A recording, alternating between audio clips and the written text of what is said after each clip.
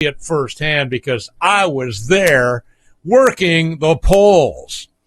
And it was very interesting to see what happened. It was kind of cool. I got to my election judge was a flaming lefty school teacher, and I was the alternate judge, assistant judge, however you want to put it. But I got to spend the day with her. At least she was cute. So, on another note, you guys are in for a treat today because I have live in studio, for those of you watching on TV, you can see him right now, the Apostle Claver T. Kamau-Imani, the founder of Raging Elephants Radio. And glad to have you on the show, Apostle Claver. Thanks, Doc. In your introduction, it says something, let the Inquisition begin. I kind of got a feeling that's what's going to happen today. I might have one or two questions for you. I know the answers to a lot of them, but now you're running for the Texas State House. You have actually put your hat in the ring to go up to the Pink Palace and join the royalty up there. Well, I mean, I've officially announced as a candidate, but I have no intention of joining the monarchy. I have no intention whatsoever. All right. Hey, there's Julie in the chat room. Nice to see you. Got Wayne, our resident herpetologist. So if you want to know about snakes, Wayne is the guy to talk to. I want to say something about, first of all, Doc, thanks a lot for the invitation, and thanks a lot for working the polls. You know, my mother's done that now for, I don't know, 40 years or something. She was working them in Jefferson County this week as well. But I think actually, Doc, you may be more effective in a new form of election integrity activism that's emerging here in Texas, and that's not necessarily watching the polling place, but watching the count place, how the count's going down. And I had the opportunity to take a very informative training class with Dr. Laura Presley last week in preparation for watching last night's count. Being an unexpected candidate for office, I just really didn't have time to do it. But there were some other great patriots that were there and were down at the central counting location here in Harris County watching to make sure that, theft wasn't going on in plain sight. Well, are you aware of some of the new changes? See, I've been a judge for many elections, and one of the things that we always did with our voting machines here, which I'm not that happy with our voting machines here anyway, because they are susceptible to fraud. But now they've got everything where it is connected to the internet. And in the old days, we'd get there, the first thing we do is wait. Was the judge box connected to the internet last night? Yes. They weren't supposed to be. There was a statement put out by Diane Troutman. They weren't supposed to be. And they was connected hardwire or Wi-Fi? Well, actually, let's see. The JBC, let me think about this. The JBC, no, is not actually connected. We had everything else working by Wi-Fi. So, no, technically not. But in the old days, first thing you did, the AJ and the PJ would, standing together, would open the machines, and we would print something called a zero tape. Can't do it anymore. Can't do it anymore. They set it so that if you do try to print the zero tape, which I did, it will run all out because it has every single race in the entire county. Countywide voting. On there. Right. Countywide voting. Which whoever does the programming could have fixed that. For whatever reason, they neglected to do so. And then at the end of the day, they don't want to do so. At the end of the day, you're supposed to print another tape. Right. Well, they set it now so that you can't print those tapes. That's correct. There's no checks and balances. And the way that it used to be was every judge and every presiding judge and every alternate judge took home a copy of those zero tapes. So that if there was ever a question, we had to keep them for up to a year. If there's ever a question about the election, we had competing evidence as to what actually happened at the election. Well, see, now that's all gone. Correct. And all of that is a violation of both the Texas Constitution and the Texas Election Code. And it's more pervasive in other counties as well. As you know, for years, we've been pointing towards Keith Ingram director of elections under the Secretary of State's office, regardless of who gets appointed as SOS by the governor. This guy seems to have, tenure there. And he's been giving waivers to county clerks for years to violate Texas election code law. Now, the big thing that happened for this election that happened last night and portends what's going to go on in March, well, not so much March as it will happen in November, is the guy that was in charge, director of elections for Travis County, has now been brought here to Harris County. And so we know that's where Dr. Laura Presley's lawsuit began, where she unveiled how bad the vote stealing is in Travis County. That went all the way up to the Texas Supreme Court. Now that guy is now in Harris County thanks to the election results of 2018, because the Democrats swept county power. And so now you have a Democrat that is the county clerk here in Harris County. She brings in the director of elections from Travis County, who then goes and buys the counting machines or the judge box machines from Travis County. It's not a good situation when it comes to election integrity. Well, with removing those checks and balances worried me greatly. The other issues that we had were, there was some disorganization on the way this whole thing was set up. And since I wasn't a judge, I wasn't privileged to be a part of all of that. But the chaplain, Gypsy Robert, has chimed in, as has Tommy Attaway. And Pepe out there in Vegas, not last but not least. I am very concerned because the way they do this, now that we have no checks and balances, that means the only arbiter of whether or not this is an honest election is going to be what happens at county headquarters. At the count. And for the first time in history, since the voting machines were put in here in Harris County, Diane Troutman was forced to make a move and do what is a part of the Texas election code. All the memory cards have to be brought to the central count location. That was the first time that happened ever last night. As you know, they were dispersed all over 10 different drop-off count locations, substations, sub-count stations all over Harris County, supposedly for convenience. Well, all the cards were being brought to the central counting location last night, which gave the opportunity for the newly trained count watchers to see how many corrupted cards were being put into the counting machine, how many error messages were coming up on the computer screen, how many error messages were being printed out on the audit log, things like that. For the very first time, we may get a clean report on how bad the situation is from the count point of view, from the electronic voting machine point of view. Well, I'd like to get that information. Well, according to the training from Dr. Laura Presley, anyone who is a certified count watcher has the right to walk out of that counting location with the audit log. Well, this is the first time I've heard about a certified count watcher. So, well, the count watcher has to be kind of like has to be attached to a campaign or a political action committee in order to be qualified to go in and watch the count. Well, maybe that's a good thing. It is. So, okay, well, then I get, I feel a little bit better.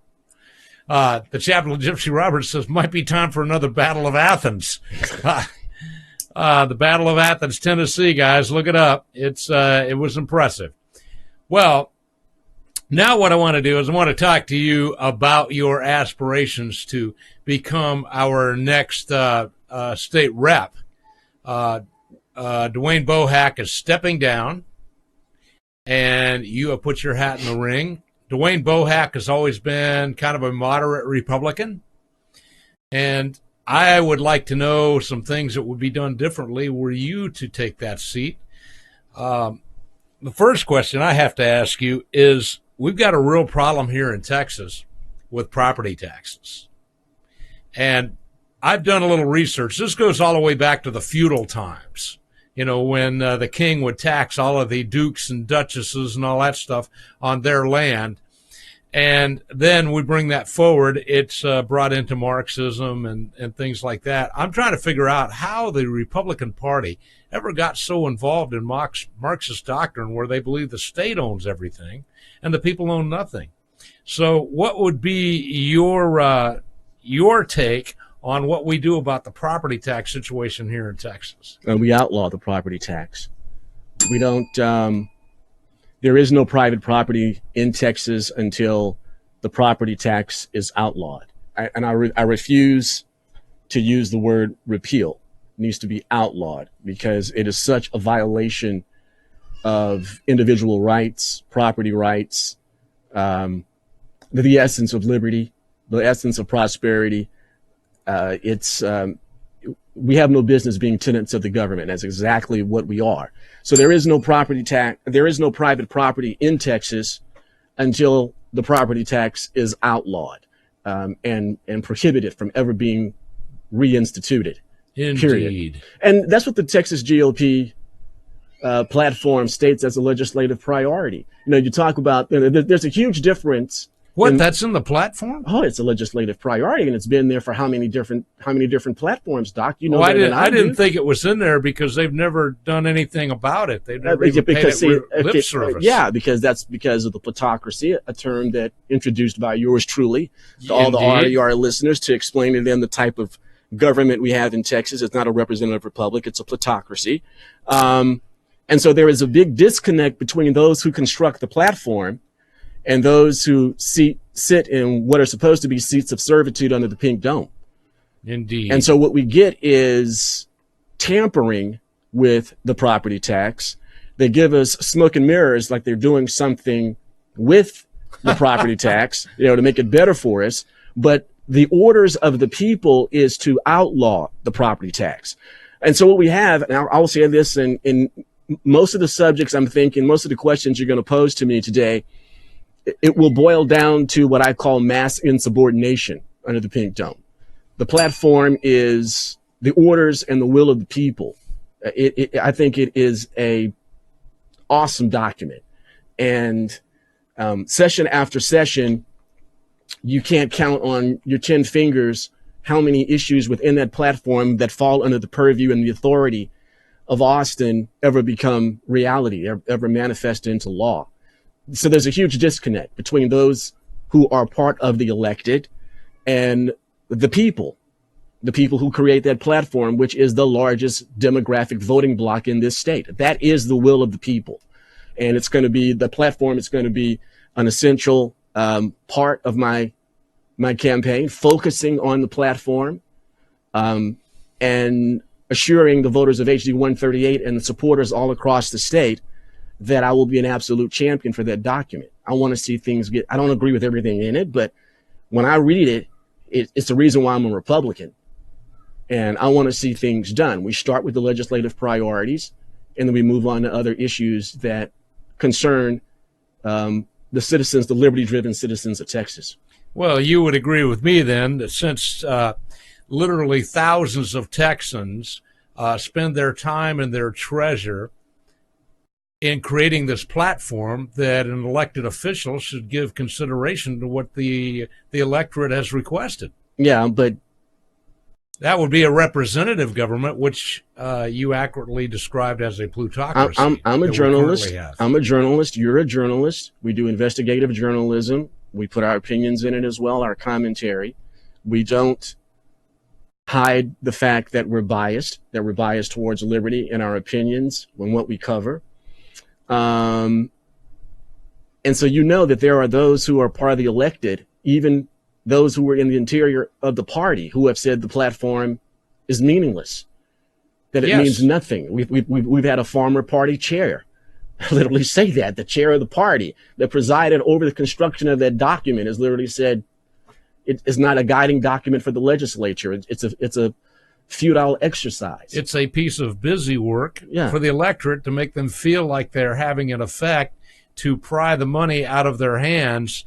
But it's taxation without representation all over again. Let's talk about the platform, Doc. I don't know. When's your next break? 5 minutes. Okay. How is the platform created?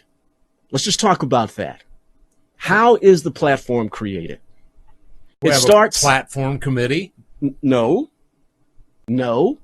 It starts on primary night. Primary night, when those who really care about You're the right. nation, about the state, about their municipality, their neighborhood, come together for a precinct convention. These are actual neighbors. Yes. And, my precinct is tiny, 621. We may get 7 people show up. It doesn't matter. We conduct a precinct convention under Robert's rules. We present resolutions. We deliberate. We debate. Yeah, to clarify, particularly for some of you that are new to the show, for some of you that are out of state, after the primary election takes place, we will have a meeting. It's mandated by Texas state law. We will have that meeting, and that's where all of the voters, the people that really that make voted it work, in the primary. yes, you have to have voted in the you primary. have to, and they give you a ticket when you walk out, Yep. so that when you come in, here's your credentials to get into the precinct convention that night at your polling location.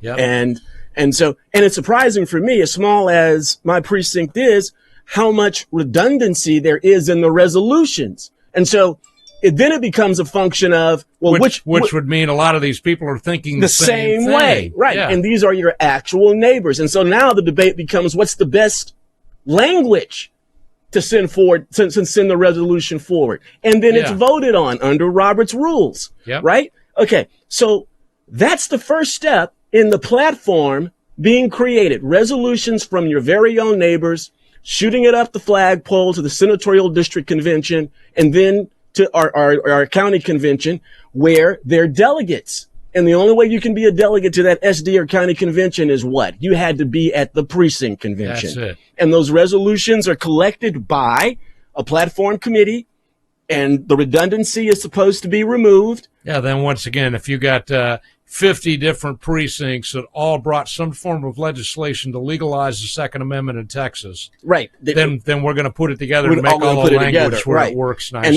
you'll have a temporary temporary report from the committee that everybody then debates for us senatorial SD7. You may be in 17 now, but and then from there the delegates are selected because they attended. The report is forwarded on to the state party.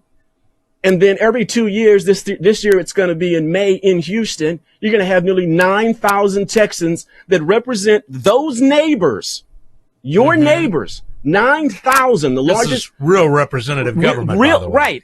Right. Getting a report. Some of these people are up there for a full week on rules, on the platform, and a report is presented to the delegates. And then the delegates debate it, and a final platform is created. Each plank is voted on, a recorded vote. So you can be seen by percentage how each plank of this platform, was it, voted up, voted down, and how much? What was the margin of victory? That's how that platform is created. That's the marching orders for those that are in the elected, those that have supposedly seats of servitude under the pink dome, because the largest voting bloc, the people of Texas, the vast majority of them have the ones that care enough to really show up and do the work. Right. But when you look at the sample size, it has to be what the majority of the people believe in Texas. Yes. Right. And so that's the marching orders. It doesn't get any more grassroots than that. That's the marching orders. That's the will of the people. It's undeniable. It cannot be argued. That's what is supposed to be done. They're saying this is how we want Texas governed. Yes. And then we come out we'll take maybe the top 3 or 4 items and call those action items and say, this is the stuff that everybody agrees Legislative on. priorities. This has got to happen. Right. And then we hand that off to our elected officials, our governor, our lieutenant governor, our speaker of the House, and they ignore them. Who knows what they do with it? Insubordination. It's mass the insubordination. Best word for it. Wayne gave you props for that in the chat room. Yeah, it's what it is. It's mass insubordination. It's a complete and utter disrespect for your bosses.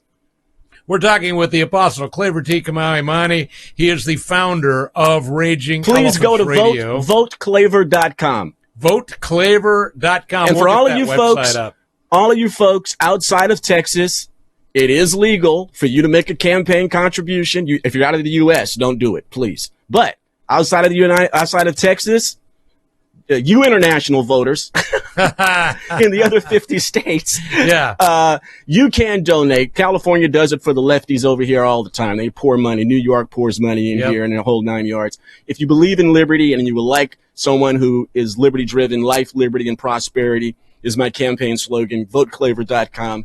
Volunteer. Donate. You can do it on a monthly basis because I am the establishment's #1 enemy, and they're going to come after me. So there, on that note, guys, keep that in mind. We're going to hit this break, and we'll be right back on Right Side of the Mic. And we're back. Right Side of the Mic. Welcome once again to the show.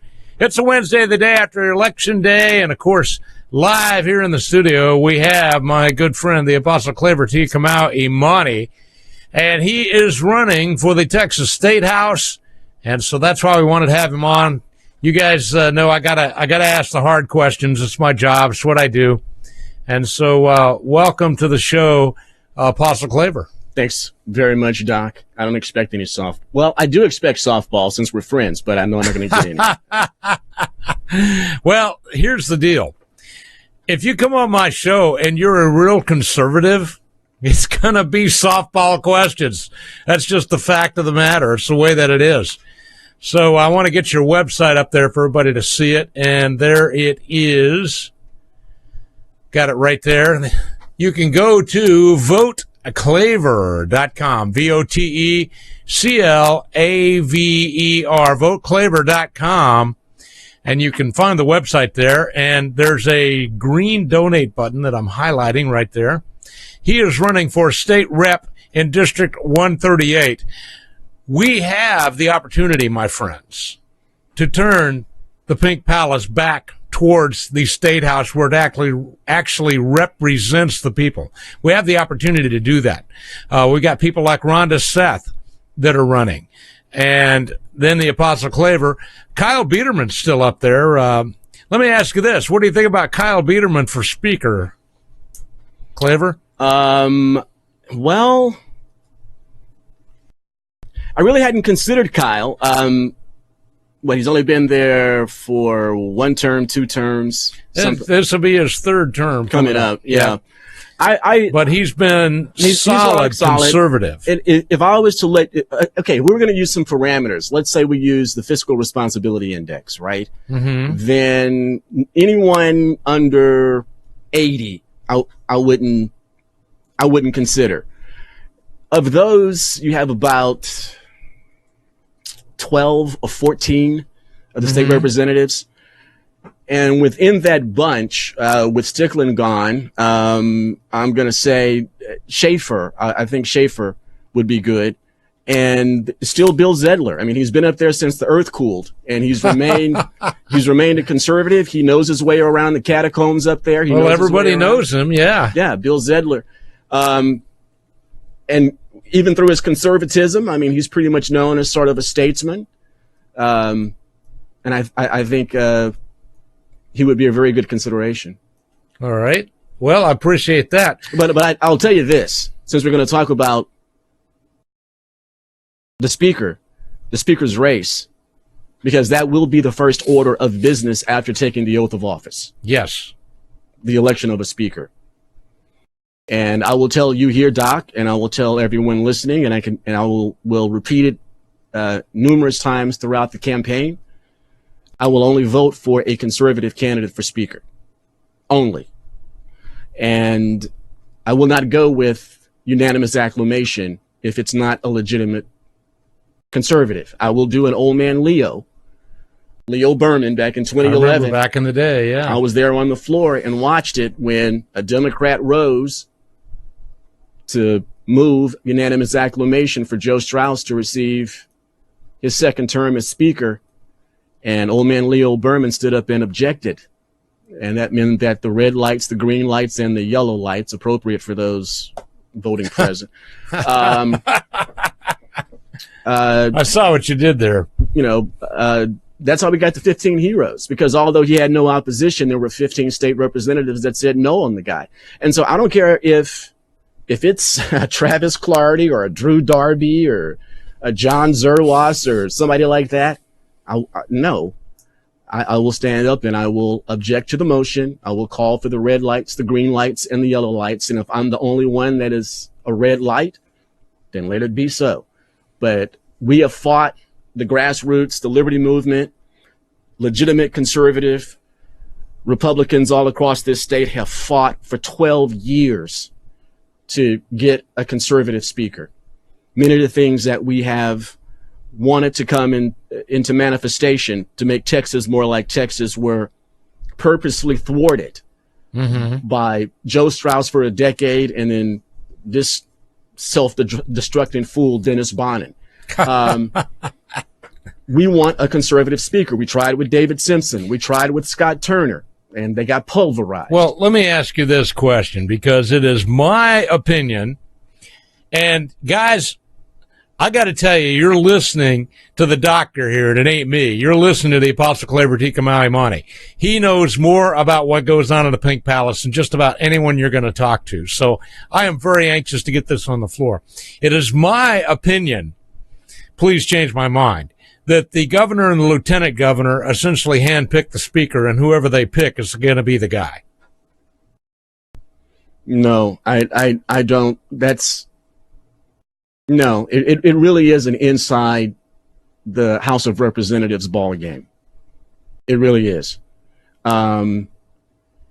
But I happen to know there's a lot of hero worship in the Republican Party, and when somebody gets elected, like to lieutenant governor, as in Dan Patrick, a former associate of mine, he's unfriended me, so I guess that means we're not friends anymore, or Greg Abbott, whoever they pick, whoever they're pushing, I believe the rest of the guys are going to vote for that person. No, because that hasn't been the history in the past, right? I mean, you had butting of heads between the lieutenant governor and the speaker, specifically Strauss and Patrick, and Strauss and Dewhurst in some instances. You have butting of heads between Strauss and Perry. But I believe things have changed since the days of Dewhurst. I don't see the State House the same way I saw it. It's changed a bit, but it hadn't changed for the better for us. Oh, it's definitely not changed for the better, but that's the kind of change I mean. I see it really more now as a top-down instead of a bottom-up. There's never been a bottom-up. Never been. So, I mean, and that's the problem. And that's what you have with a plutocracy, correct? Yes. So. And, yeah, Randy said we've been defecated on for the last 12 years. So, and that's what I see, the way they ignore the electorate. And so I'm concerned, but the Speaker of the House right now, arguably one of the most important, most powerful positions in the state of Texas. Absolutely. And, I'm the one, I think, that brought the attention to the good people of Texas about how much power is just given away to Democrats through committee chairmanships. I believe you are the first person that really pointed that out and said this is not what we voted for. I went to one of those Texas Tribune swanky coffees in Austin, in the Austin Club. I think they have them on Tuesday mornings or something. And one of the few times that Joe Strauss actually made media appearances before his last two sessions, terms as speaker. He would rarely make a media appearance. And he went to the Tribune, friendly press. And they took questions from the audience. Tribune's kind of liberal. Yeah. And that's friendly media, right? Yeah. Okay. And they were taking questions from the audience, and I had the opportunity to pose a question to them. And the question I asked them is, why do you keep appointing 1/3 of the committee chairmanships to Democrats? This is at the time when the Republicans had 101 seat supermajority, and you're giving away vital chairmanship positions to committees. And he said that as long as we have it, I have the recording. He said as long as he was speaker, he would continue to do so. No matter what the balance of power was in the lower chamber, he would continue to give power to Democrats. There are committees in which there is no Republican leadership at all. Democrats are chair and vice chair in some of those committees. not acceptable to the voter. And then Dan electorate. Patrick, Dan Patrick in his 2014 campaign, he made it an issue about how much power was being given away to Democrats in this way, when Republicans basically had dominance in both chambers of the legislature. Complete hegemony. And then he goes and appoints Democrats to committee chairmanships. So when it comes to electing the speaker, if the people of HD 138 decide that I'm going to be the nominee in the primary and then elect me to be the representative in November, I'm telling them right here, right now, I will only vote for a legitimate conservative to handle the gavel in the Texas House of Representatives. I don't care. I don't care how many threats come, how many attempts at intimidation. We're going to throw all this money. I will get somebody after you. Blah blah blah. Your office will be next to the boiler room. Whatever, dude. I'm not going to change. I mean, I've been with the people that I'm the one that ran TV ads against Joe Strauss, statewide TV ads against Joe Strauss. I'm the one that Joe Strauss put a mailer out. That's how I got the nickname The Purifier. I was going to get there. How did you end up with the nickname The Purifier? Joe Strauss sent out a mailer and then had one of his boys, Eric Copiella, put up an anonymous video, of me attacking me. So I've been with the people on this for a very long time. It's great to be famous, ain't it? Why me? I'm just this one guy from Houston. Just one guy. And they decide to put a mailer out. They believe that was going to help them win the election by putting a mailer out against me. Mm-hmm. Do you think they want me in Austin? Oh, decidedly not. Do you think they want me in Austin? But I want you in Austin. But this is why the Saints and Patriots, man, you got to donate. They're gonna find one of the candidates that have already said or made noise about running an HD 138. The establishment's going to pick. They're not going to stay out of this race because I'm in the race. They're going to pick somebody. They're going to pick somebody and get behind them. They're going to pick somebody, whether they're a neophyte, whether they're a nobody. They're going to pick somebody just to keep me. Because they don't want the Apostle Claver in Austin. But my point being that the people across the state, they know me because I was there on the front lines battling with them. I was in the front. Mm-hmm. Taking the bullets, okay? Yeah. So for a long time I've been doing that. Well, I'm gonna first of all, I'm gonna tell you, I believe the Apostle Claver has proven his bona fides of all of these years he's been out there working on this. The election is March 3rd. March 3rd, we're gonna make this decision. So there's almost no time at all between now and then, and it's going to take a lot of money to kick this thing off. And the money's not going to do any good after. Quite frankly, if it doesn't come in January, we need it now. It's going to be too late. Yeah, we need it now. So we're starting from behind. We're the underdog. The establishment's going to come in with 5- and 6-figure checks to whomever they choose to select. So this has to be grassroots. The data that we've received from the folks that we're counting on to provide that for us allows us to spend the money extremely wisely, shrewdly, to point it where we know the voters are, to put it towards them. So our financial plan, as part of our campaign plan, is very, very shrewd. It's very sagacious. We're going to have to whip them with about a quarter of whatever the opposition has.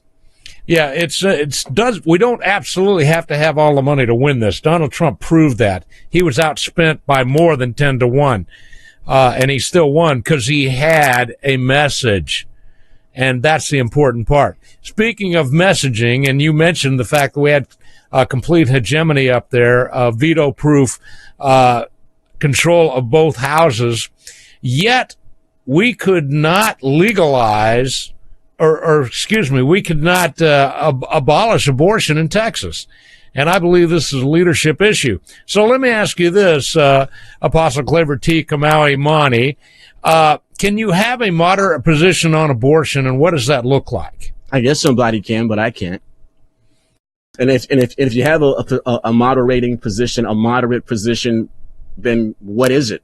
I mean, it's going to be all over the place. Right? That's what I'm saying. I mean, what do you say? Well, we're only going to kill a certain amount of babies. we're going to cap that, or we're going to say, no, we're only going to kill babies of certain skin colors. I mean, that to me is the only way you could have a moderate position on abortion.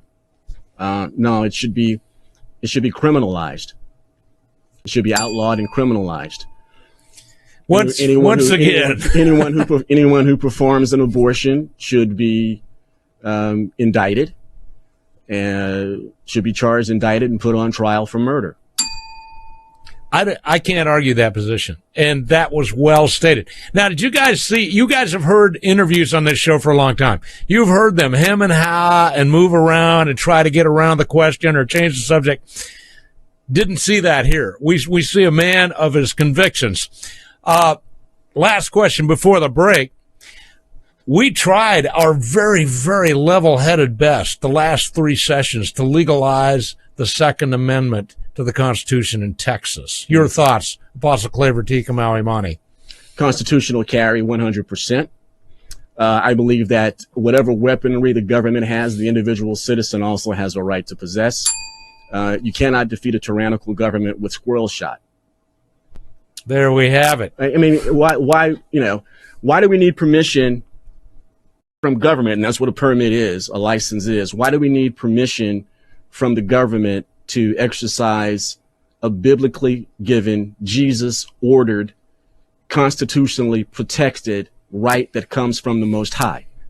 Luke, well, you know it. Luke 22:36. Okay. And the thing taken in context is very obvious. The Lord Jesus Christ said it would be better for you to be wet and cold than to not be able to defend yourself and others from thugs, whether they be common street thugs or the governmental. I hope the believers out there and the patriots would forgive me, but I would like to use a more modern day parlance on what I think he was saying. I don't care if you have to walk around naked, get a gun and defend yourself. Your first line of defense is yourself. Yes. That is your first line of defense. If you had a police officer, if you had a Leo walking next to you 24/7, 365, the odds of you being attacked would be remote. They go down. They go down, dramatically. But correct? On the other hand, we've seen people that have bodyguards that were still attacked. True enough, but the odds do go down. Yes. Versus, But the point is, if you don't have any security at all, what are the odds you're going to be attacked? Your first line of defense is yourself. Yes. If you look like you're vulnerable, you attract attention. Yeah. Yeah. And of course, Old Testament, the right of self-defense was, always there, and it was reaffirmed by the Lord Jesus Christ. Very, very clear and without exception. All right, guys, we're going to hit a break, and we're going to be right back. We're talking to the Apostle Claver T. Kamau-Imani. Just before we go to break, one more question on the floor. Could you give us a rough idea of the boundaries of HD 138? Yeah. Okay, so it's the west side of Houston. The southern boundary is straight, the Katy Freeway. Okay. All right. Starts at around Blaylock. Okay. Ends at around Barker Cypress, a few blocks outside of Barker Cypress. All right. Now, once you start going north from the Katy, it can get kind of jagged. So let me smooth it out for you. All right. So you're going to go up Barker Cypress. You're going to make a right turn on West Little York and then go down to 6. And you're going to make a left on 6. And you're going to go up to 529. You're going to make a right on 529. Now there's a little neighborhood that's just north of 529 that, that's going to be the northeast corner right there. Okay. There's a little neighborhood there, but you make that right turn on 529 and you go down to 290. And that's basically it down there. And that's the square to like Blaylock and in that area. From that point at 529 and 290, it gets a little bit more jagged, but it goes down south back towards Blaylock. Yeah. Well, Andy, that's your district.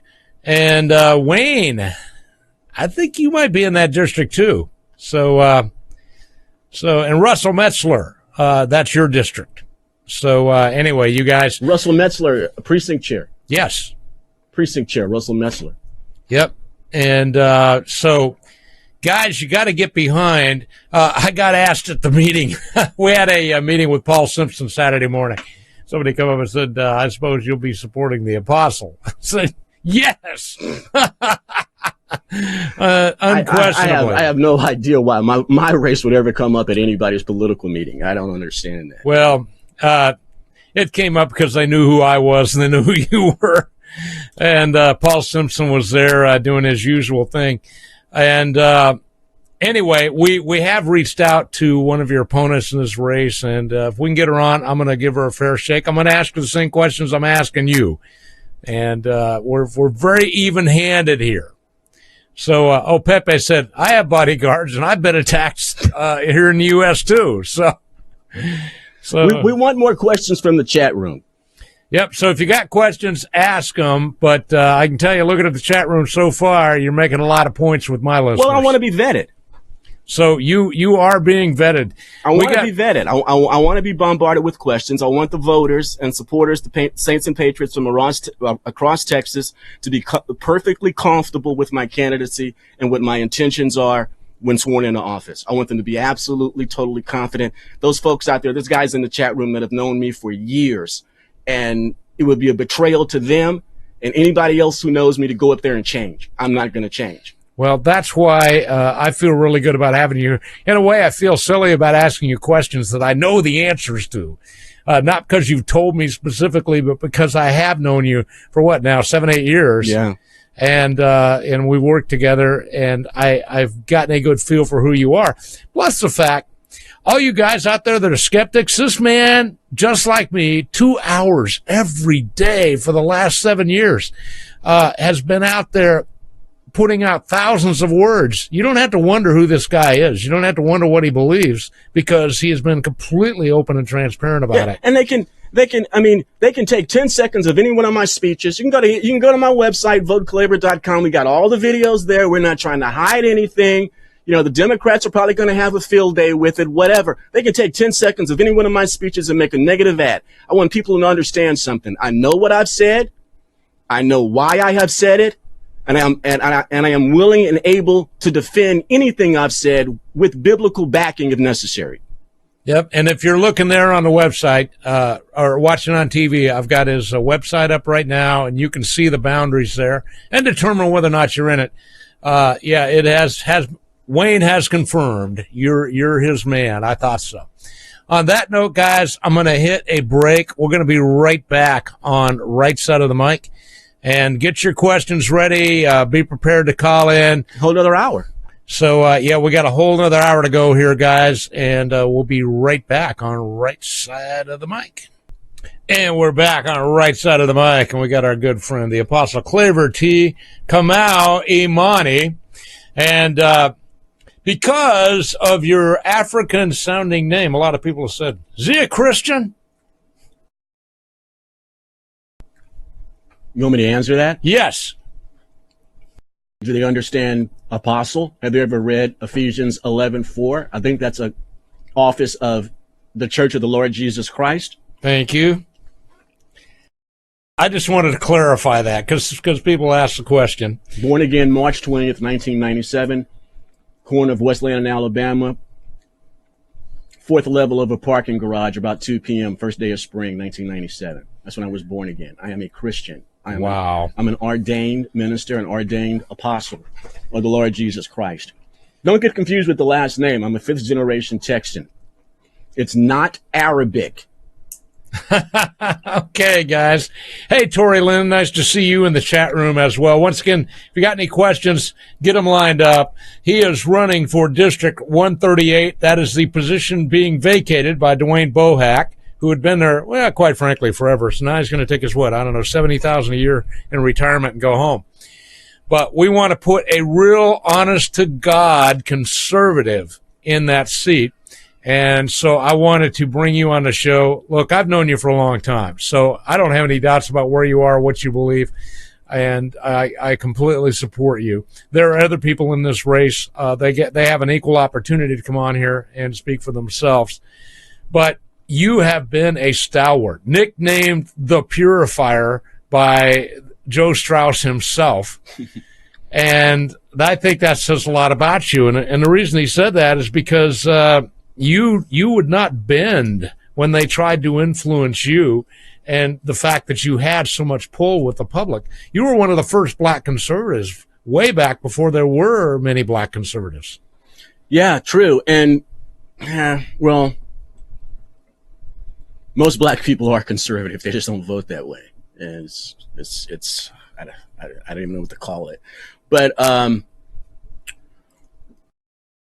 yeah, I've been around. I think that's going to be a strong suit for those who are considering supporting me and voting for me, is that I do have a long track record. I have a long resume. I've been around for quite some time and been in political activism since I was a child. Started at 9 years old, going to the housing projects and doing voter registration, at the orders of my parents. So I've been around a long time. I've seen a lot of things, and I have no intention of changing. Well, you come out of the Golden Triangle. Yeah, right. And, the whole purifier thing is because I've made so many speeches, to the effect of, we need to clean out the Republican Party. Yes, the Republican Party needs an enema. I believe I got that phrase from you. Exactly. And,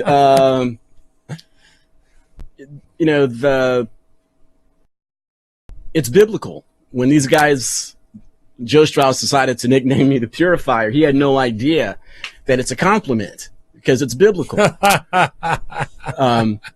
I start off with many of my speeches going to 2 Corinthians chapter 16, chapter 6. I'm being distracted, Doc. I'm trying to read the word. I know. Go right ahead. The mighty Heidi's on the line, but she's just going to listen in here for a minute. Oh no, I'm in trouble now. No, I was saying I started a lot of my speeches with 2 Corinthians 6:14, and it ends at 2 Corinthians 7 verses 1 and 2. And towards the end, at 2 Corinthians 7 1 and 2, it talks about purifying yourselves from what contaminates. And rhinos contaminate our movement, and they need to be removed. So you are absolutely right. That's actually biblical. Purify from whatever contaminates. And, the likes of a Strauss and a Bonnet and a Clarity and a Rainey and a Zerwas and a Sarah Davis. And I don't know how she ever got in the Republican Party. I'm blown away. They contaminate our movement, and it's a movement of liberty. Yeah, Randy said that's right. Flush the Democrats out of the RPT. Mighty Heidi, welcome to the show with the Apostle Claver T. Kamau-Imani. To introduce all of you that have not been regular listeners to Raging Elephants Radio, the Apostle Claver T. Kamau-Imani. Once again, the reason why I feel good about having him here on the show is because this man, you're not going to get more transparent. I mean, I've got a certain guy that's running for CD7. I cannot wait to get him on here because I've been trying to get him on here for a long time, and I think he might be a good guy. But nobody really knows anything about him. He's never voted in a Republican primary. He does not return phone calls or emails. So we're really not sure who this guy really is. Well, you see, with the Apostle Claver T. Kamau-Imani, that's not the case. Literally 7 years, 2 hours a day, not to mention all of the public speeches you've given that have been filmed and recorded. In fact, you were one of the first Tea Party guys. I was the keynote speaker at the first Tea Party. So, very important stuff that you've been doing. February 27, 2009. So that speech is still on YouTube. Yeah, talk about that a little bit. And talk about being a raging elephant. Where did that all come from? Well, gee, that's a long story, Doc. I know it is, but we got a few minutes. Doc, you got alarms and stuff going off. I'll get back with them. I just needed to get I needed to get the studio lighting right here. All right, and so now what was the question, Doc? The question was, where did the whole Raging Elephants thing come from? At one point, I started a radio program on the only black talk station, black AM talk station in Houston, KCOH. And boy, that was an experience. That was an experience. But one day... So, yeah, you're a black conservative, and you get on a radio station. Yeah, I get on a Democrat-controlled radio station. The ultimate story of that is the owner of the station, I think that was after Hurricane Ike, the tower went down, and I never got back on the station because it was going into election season, and the Democrats threatened him that if he let me back on, that they would not give their political advertising money to him, which his little radio station survives on. Oh, man. You got to be kidding me. No. And so he had to give me money back because I had money paid ahead, okay, that I'd already paid him. He broke contract because Sheila Jackson Lee et al. Warned them that if you keep this guy on, we're not going to give you any money. And he admitted it. He openly admitted it. The owner openly admitted it. Anyway, says he was an honest businessman. Yeah, and he said, I can't survive without all their money. I mean, you might give me a little bit here now, but these guys are the ones that keep me going. So just out of the clear blue sky, one day I'm on the program. I only had it 1 day a week, 1 hour on a Saturday, and it caused that much ruckus. I blurted out, self-funded, didn't have any sponsors, no help from the Republican Party, nobody like that, and paying a lot of cash. And one day I just blurted out, I'm going to start an organization for the express purpose of getting people of color to vote their conservative values, to vote Republican. That's how it started. And it came up with the name Raging Elephants. And that's where the activism started and went all over the nation, sharing how the changing demographics were going to have an impact on liberty, not just in Texas, but all over the nation. Well, trained all over the nation, went into black neighborhoods door to door, surveying them to confirm the fact that they are conservative to strong conservative, over 80%. Mm-hmm. So, and you had a billboard. I had billboards, television commercials, radio commercials. But your billboards caused a lot of consternation. Well, the first one certainly did. I'm trying to look for the video where Quanell X and I were going nose to nose over the first billboard. I think Fox 26. I know the date that it happened. So I could probably go back in there if I can get in contact. Well, now I have connections at Fox 26. Maybe they have. In fact, I saw you on a commercial last night for the Isaiah hour. I saw That's you right. on that commercial. I said, Joanne, look, Claver's on TV. Yeah, they texted me. He texted me and say, hey, congratulations, you made the final cut on the promo. So, I want to go back and I want to find that footage. Or that first billboard, because I crashed Quanell X's press conference because he was having the billboard pulled down. And I crashed the press conference, took over the press conference. I went nose to nose with him. All the cameras were hovering over and everything.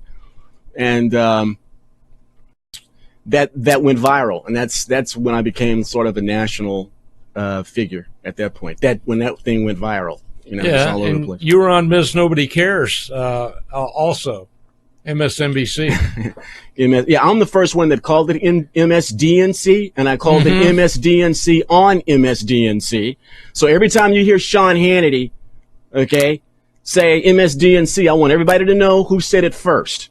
That was all the way back in 2011 that I said it first on the Martin Bashir show on MSDNC. I am the first. There we have it. And I went and listened to that, about fell out of my chair because you were decidedly not what they were expecting.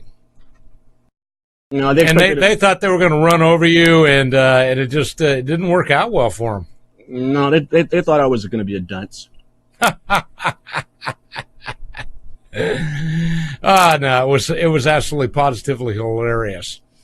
So anyway, I just realized I had my camera angle reversed, and I want you to be able to see the Machine Gun Preacher Cup that I have there because he's going to be on the show next week. Machine Gun Preacher. So anyway, the Apostle Claver T. Kamau-Imani, he has a website, and I'm encouraging all of you to go there, and it's called VoteClaver.com, VoteClaver.com. And it's going to take money, and this is a very short election cycle because you've got to win this in the primary if we're going to get you to the State House. And I wasn't expecting this. Yeah. Well, we didn't know Bohack was going to step down. Well, I think somebody did. I think somebody got tipped off. Well, you and I didn't know Bohack was going to step down. He didn't say anything until September 25th. I mean, usually you put a campaign together. I mean, you take months and months and months to get it up and ready to go. You know, right now, I mean, just building out the infrastructure of a proper campaign, it's huge. It's a huge operation to get it up and running. So we're starting from behind. We're the underdogs, and the Lord needs to build this house. Parenthetical campaign. The Lord needs to build this house. Well, there's the website, guys, and there's a great picture of you and a cute brunette. Tell us about that. Yeah, man, I got married August 31st. All right. To Barbara, and so she's awesome, and we have a daughter. Barbara has a 15-year-old daughter, and on the same day that I officially announced as a candidate, we withdrew her from government school, and yesterday was her first day of being a homeschooler. And as we speak right now, she's at her first day at her homeschool co-op, One Day Academy. This is going to be a culture change for her. She's adapting well. She's very courageous and very mature, very smart, beautiful like a mother, looks like a mother, and yeah, it's going to be really good for her. I mean, yesterday was her first day homeschooling online, right? She did a week's worth of work in about 2.5 hours, you know? Yeah. And it points to the problem in government school. It shows you the problem in the government school. Right. You're going to spend 12 years and not learn anything. And you're sitting in there with, 31 other kids. You know, what is the teacher, how much time can the teacher spend? How much time is being wasted just trying to, keep them in check in there? Yeah. So, no, it's insane, and we've been saying for years, Doc, and I followed your lead on this. If at all possible, get your children out of government school, and so we finally practiced what we preached. Indeed. Well, hashtag abolish public school. That is my hashtag. And and by the way, in case you're wondering, the Apostle Claver that we have here live in studio today, he's the one that created the monster. This show would not exist were it not for you. Because you're the one that gave me the first opportunity. I've been in radio for years, but I never could really talk about what was important to me until you. I know talent when I see it, and I knew you were going to be sensational. You are sensational, and you still have a large career ahead of you. You're just getting off the ground. It takes a while, and you're fantastic. You're more than talented. You're anointed for the job. So. It wasn't hard to be a talent scout and understand someone who could get behind a microphone and tell it like a TI is. Well, you're very kind, and I appreciate that. But it meant a lot. You gave me the opportunity right out of the box. Took a chance that somebody might care about anything I had to say. It was no gamble. It was no gamble whatsoever, and I had no intentions of bridling you at all. There has never, ever been any rules of censorship on RER. You can say whatever you want. And I told you that no matter what you said, no matter how you do it, I'd have your back. And you have. And we had some serious meetings in the early days. One of them was whether or not we were going to point out inequities in the Republican Party. If we saw a Republican acting like a Democrat, were we going to talk about it or not? And it was decided unanimously that while we were all Republicans, many of us involved precinct chair level and things like that. Elected officers, elected officials, just like Heidi. She was League City councilwoman. Yes. We decided that, no, if a Republican's going to act like a Democrat, we're going to call him out on it. And that was a tough decision to make for a bunch of Republicans. No. It wasn't for... There was some contention as to whether or not that might hurt us. Well, as founder, president, and CEO of the company, I wouldn't have it. That wasn't part of the mission statement. Our bias is towards liberty. We're to point out who's abridging it, who's trying to protect it, and who's trying to restore it, regardless of what the letter is behind their name. That's the mission statement of RER. We are biased towards liberty. The Lord Jesus is the personification of liberty. 2 Corinthians 3:17. So when we're advancing liberty, we're advancing the kingdom of God, even if we never say the name that's above all names. He's Amen. The personification of liberty. He is not a tyrant. And so, yes, we are openly biased. And if a media organization is going to be biased, shouldn't that be the bias towards liberty? And watching for those that would set us apart. From many of the others that are out there. That's what it was intended to do. And additionally, focusing on the political ecosystem of Texas. We're still the only one that does that on a 24/7, 365 basis. We're still the only one that does that. And that's why I would make a personal plea for everyone that is involved in this operation, guys. Support conservative media. Buy advertising on conservative media. Do what a couple of my friends are doing, and that is just write us a check every month to keep us on the air, because it doesn't run on sunshine and well water. It costs money for us to be here, and we need your help if we're going to be here. And if you're running for office and you're a conservative, you should be buying ads on this station. And if we get some rhinoceros individual that comes up and says, "Okay, I'm gonna pay you guys $15,000 a month to run my ads," I'm afraid we're gonna have to say no. I don't know, Doc. You might take some of that money. Wealth of the wicked laid up for the righteous. Okay. Well, there you have it. But it takes money to be here, and we need you. Now, Julie Stearns wants to get you in trouble, so I'm going to oblige her. All right. The Republic of Texas. Where do you stand on the Republic of Texas? 100% for it. I'm 100% for Texas. We'd all be rich as Kuwaitis if. Oh my God, you're right. We'd be so rich. Lord have mercy. I mean, think about it. The Texas GDP is $2 trillion. Let's just start with economics. I mean, the pros and cons of this issue of whether or not Texas should fulfill the prophecy of Sam Houston. I mean, the pros outweigh the cons. I don't think there are any cons to making this move. But let's just take, for instance, the Texas GDP is $2 trillion per year. We spend a third. I believe that makes us about the number 8th largest economy in the world. Yeah, but we spend about an eighth of that GDP on governance. An eighth. That's too much. That's too compared to what the national government, Washington, Devil City, pays as a percentage of GDP for its governance. Sure, it's spending in deficit, but as a percentage of GDP, it is not nowhere nearly as close to what we're spending here in Texas for governance between national government, state, and local. And when it comes to our last legislative session, I thought it was being run by a bunch of Democrats, the way they were spending money. A sixth of our economy goes to government. Okay, we're going is almost $350 billion a year. That is ridiculous. $350 billion a year that goes to governance out of a $2 trillion economy. Okay, so if you have issue with this and you call yourself a conservative, then why would you subject yourself to a layer of government that's unnecessary? I agree with you. We don't need Washington, Devil City. Not to mention that it costs a ridiculous amount of money just to be part of that club. We send way more money to Washington, D.C. than they send back here in any kind of goods and services. Are you kidding me? I mean, our obligation when it comes to Medicaid and the other unfunded federal mandates that Texans must spend their money on, the mandates that come down as far as education is concerned, natural resources. I mean, are you kidding me? I mean, it's an inordinate amount of tax burden on Texans to be a part of the union. The question is, in the condition that the United States is right now, and if Texas was an independent republic right now, would you vote to join the union right now?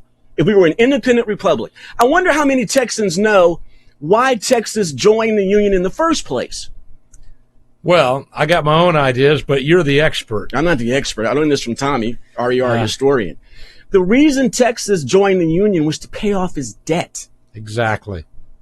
Because we were in debt. We were hurting. And the United States said, you join, you let us annex, we annex you in and we'll pay off the debt. And we'll chop off some of your land and give it to somebody else. And then, and where is the United States now? Panhandle became a stub. Yeah,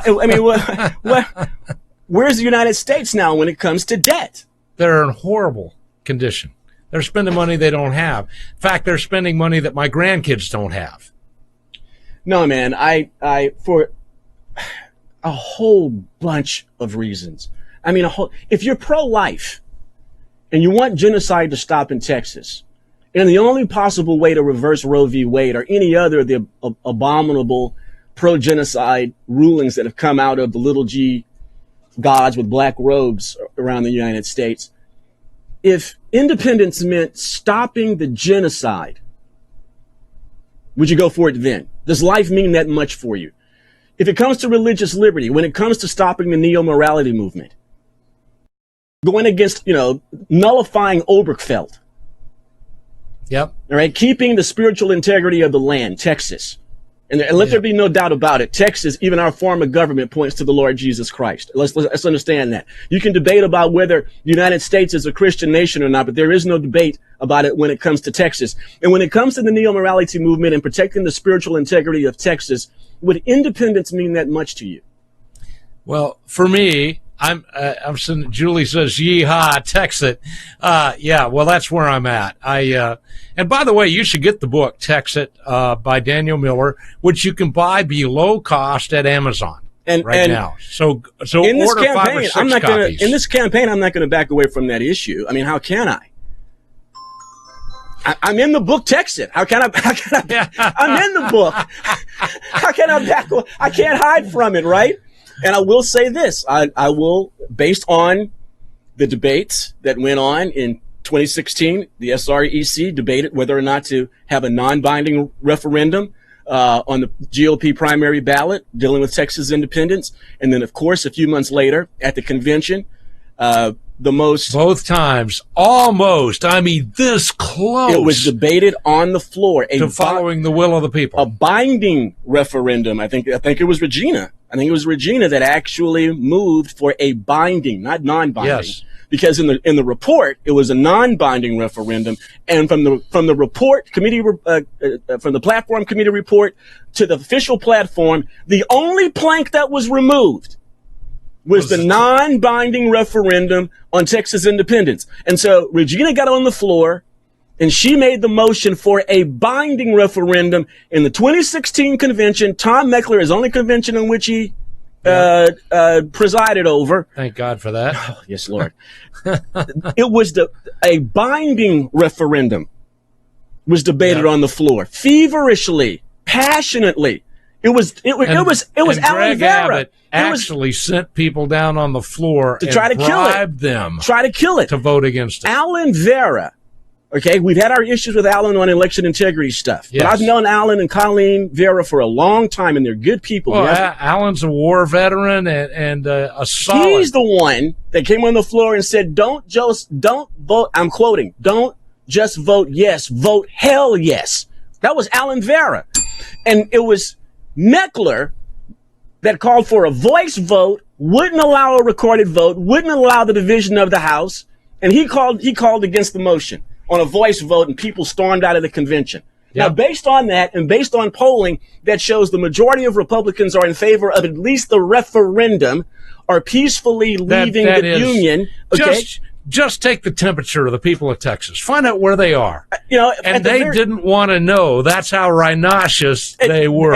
And here's the deal. I will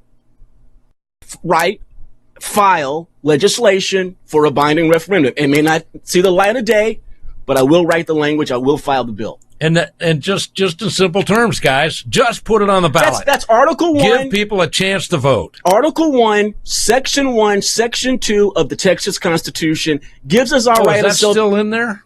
Yes, it is. It doesn't give us. I'm joking. Let me correct myself. It doesn't give us our right of self-determination. It protects our right of self-determination. It affirmatively declares our right of self-determination, which was given to us by the word of God and the Lord Jesus Christ himself. So as Texans, we have a right to determine whether or not we want to subject ourselves to a level of government that is unnecessary. So, agreed. Let's vote on it, up or down. Yeah, let's see. No, that's not the right link. I was going to go ahead and read it to you verbatim, but that was the wrong link for it. But the fact of the matter is, Texas State Constitution is very specific on what should be happening. And yet, let me paraphrase. Let me paraphrase. Article 1, Section 2. I've got it right here now. Basically says the people of Texas have the right to change their government whenever, however, whatever, as long as it's a Republican form of government. Yes. That's the only requirement. It must remain a Republican form of government. But at any point, at any time, Texans, by their constitution, they can change it however, whenever. It's there. It's right there. That's Article 1, Section 2 that he's talking about right there. And it's simple stuff, guys. Now, I look at the current state of the Pink Palace up there and the people that are leading us up there. I say leading. They're supposed to be representing, but they're leading instead. They're ruling. And I'm worried about it. But I happen to know there are better Texans out there, and we could get them in these offices were we to become an independent nation. And I think we'd be a great ally to the United States of America. I think so, too. Which is why I'm really looking forward to Tommy Attaway's third book, Republic, as soon as he can find a publisher for it. What's the problem with Defiance? So, they're in talks. Okay. They're in talks. That's a good development. And Tommy Attaway said, look, it's not like I'm a new guy out here that's never done anything. I've got 2 books that are out there on Amazon.com right now doing fairly well. So let's get this to happen. And you can buy those books. You can get We Defy. You can get Independence. And you can buy those right now on Amazon.com. I understand they're there. They might be playing some games. Just the same way you can go there and you can buy Texit by Daniel Miller. I'm not sure I want to buy Brian Kilmeade's. He's been insulting us. Oh, he has? Yes, he has. He gives credit of the Texas Revolution to Americans. These great Americans, blah, blah, blah. Dude, America had nothing to do with it. These were Texians, bro. They were. They came here to Texians. create a life for themselves. All right. They gave up their citizenship. All right. They for a specific deal with Mexico City, which they welched on. Right. So don't be insulting us, bro. Well, technically, they were Mexicans. We had no allies. Yeah. Whether they liked it or not, they were. We had no allies. We had no France. Yeah, okay? Nobody stepped in and fought for us. Hey, dude, it was us. It was our forebears. Our forebears alone. And Sam Houston, under the guidance of God, whether he knew it or not. And for a while, I thought we did owe something to Tennessee, the Tennessee Volunteers. I thought, for a while, I thought we owed them something. Then we gave them the Oilers. I say dead cancel. This bud's for you. Dead cancel. You got the Oilers, dead cancel. Oh, man. Well, anyway, I hope that answers your question. I think she knew what. I think Julie knew what the answer was. Am I in trouble, Julie? Julie, am I in trouble? So anyway, the Apostle Claver T, Kamau-Imani, and you were my friend. You've been my friend now. We've been knowing each other for about 8 years.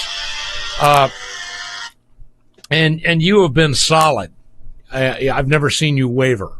And I won't. And so I appreciate all of those things. That's why I think you're going to be the best choice. And if Lacey Hull wants to come on here, I'm going to be very fair to her. Doc, it's the Lord. My political views are based on how I see the Word of God. Mm-hmm. And my political ideology is based on what I see to be the closest to the Word of God, with the Spirit of the Lord that is within me. So changing is not an option. Well, God sees tyrants as challenging his authority. I can't change. I will not change. What people have known me for all these many years, in some instances, for instance, Tom Glass. I've been working with Tom Glass since 1996. Okay, wow. He's been knowing me since 96. Wow. Right? And I haven't wavered, changed my positions. I believe in what I believe. And I'm not going to change. And you've been challenged on multiple platforms, and you have not changed. I will not change. People who know me from around this state, you know how I am. You know my personality. You know what I believe in. And putting my hand on God's word and taking an oath isn't going to change that. In fact, it obligates me not to change. Indeed, and that would make you different than almost anyone we've sent up there to the State House, because they go in one way and come out another. Dan Patrick, I remember when he was at least paying extreme lip service to being a conservative. Yeah, but the problem is, guys like that, they want to be politicians. They want to climb the ladder. I never wanted to even run for office. Yep. Okay. And it wasn't, I didn't even know Bohack was quitting. It wasn't until people started calling, texting, going crazy that I even knew that he announced he was going to retire. I was not planning on this. This was not on my bucket list. I don't need this. Really. And I told the Lord, I was like, man, hey, Lord. I don't know. That's a big paycheck, though. That big $600 a month. Please. I mean, I told the Lord, I was like, look, man, Master, look, Lord Jesus, you're going to have to give me a clear Gideon sign on this one. Because this is not something, I don't need my name on streets and libraries and post offices and bridges. I don't care. I don't need it, right? So if you really want me to do this, you're going to have to give me a clear Gideon sign. And I was talking to some men of God. Mm-hmm. And one of them said, well, Daniel Miller, he said this to me.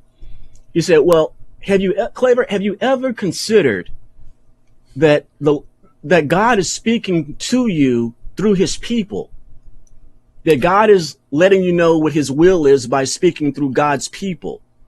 And that's the first time my spirit was quickened about this, because of all the folks, you saw the exploratory committee, nearly 50 people, all the folks that I spoke with that love the Lord, serve the Lord, some of them members of the clergy that I spoke with, counseled with. I talked to dozens of people, before this decision was made. Mm-hmm. So everybody says God tells them to run, but that's how the Lord spoke to me on this. Well, I'm just really glad that it's happening, and once again, I wholeheartedly support you. You're not going to find anybody out there that's more transparent, there's nothing hidden about this guy. It's all out there, and the good news is, day one, when you arrive in Austin, Moscow on the Colorado, another Claverism, everybody's going to know who you are. So that's the good news. It's also the bad news. It is. Everybody is going to know who you are, from the governor down. Anonymity is the secret to power, and I won't have that. No, you will not. You will not have that. But nonetheless, you would be a powerful voice for the people of Texas. And we're going to have some serious issues. Not just the speaker's race. Yes, the budget is always the first bill that comes out, but we've got redistricting, Saints and Patriots. We're going to deal with that. And that's very important. It is critical, and I'm disturbed by the fact that the rhinos up there in Austin seem to be willing to hand that over to the Democrats. I mean, that's my view. That's how did we lose our supermajority? Yeah, going into a redistricting legislative session, we had a supermajority. Next election, we lost 6 seats, and then the next election we lost another. They pitted conservative against a conservative in so many different districts. Well, and Joe Strauss, a big part of that. That's correct. You guys have heard me talk about Greg Abbott. I don't think Greg Abbott is a conservative now. I don't think he's ever been a conservative, and I would distinctly like to see a real conservative take that spot. But we got a lot of things we got to do. We got to live in this world. I know Jesus Christ is coming. I don't have any doubt about it, and I believe he's coming soon. But until he gets here, we've got to do more than just stand up, guys. We've got to take ground. We got to take ground. And this is your opportunity to do that. And the apostle is here. He needs money now, and not volunteers. later. And volunteers. We got to have ground force. I should pull out the Isley Brothers. We need volunteers. You know the tune? Uh-huh. It would be apropos. And Fight the Power. The Power. And Climbing Up the Ladder wouldn't hurt either. Uh-huh. So, anyway, how did I know all of those tunes? I don't know. Because the Isley Brothers are good, especially Ernie Isley. Yeah. That's why. God rest his soul. Well, guys, on that note, we got to get on to the next thing here.